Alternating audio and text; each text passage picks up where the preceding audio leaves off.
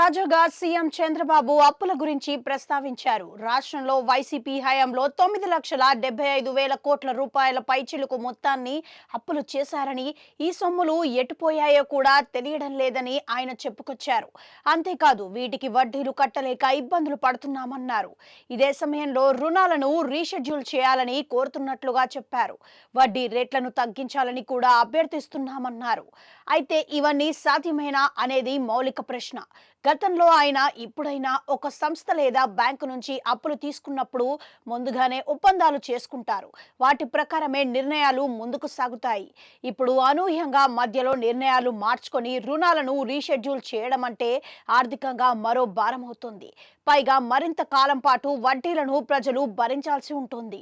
ఈ నేపథ్యంలో చంద్రబాబు చెబుతున్న అప్పుల లెక్కలు ఎలా ఉన్నా ఈ చిక్కుల నుంచి తప్పించుకునేందుకు ఇది సరైన మార్గం కాదని నిపుణులు అభిప్రాయపడుతున్నారు. వాస్తవ అప్పు ఎంత, కార్పొరేషన్ల ద్వారా చేసిన అప్పులు ఎన్ని అనేవి లెక్కలు ఎప్పుడూ అందుబాటులోనే ఉంటాయని కూడా చెబుతున్నారు. వాటిని సాధ్యమైనంత వేగంగా తీర్చుకునేందుకు ప్రయత్నిస్తే కొంతవరకు బయటపడడం సాధ్యమేనని అంటున్నారు. ఇటీవల తెలంగాణలోనూ అదే జరిగిందని చెబుతున్నారు. ఇదే సమయంలో కేంద్రం నుంచి అప్పుల రూపంలో కాకుండా గ్రాంటుల రూపంలో నిధులు తెచ్చుకునేందుకు ప్రయత్నిస్తే అది మరింతగా సర్కారుకు దోహదపడుతుందని అంటున్నారు.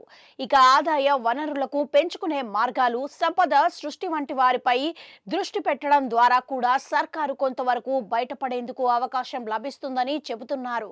ఇలా కాకుండా రీషెడ్యూల్ చేయడం అంటే మరింత భారం మోయడమేనని అంటున్నారు.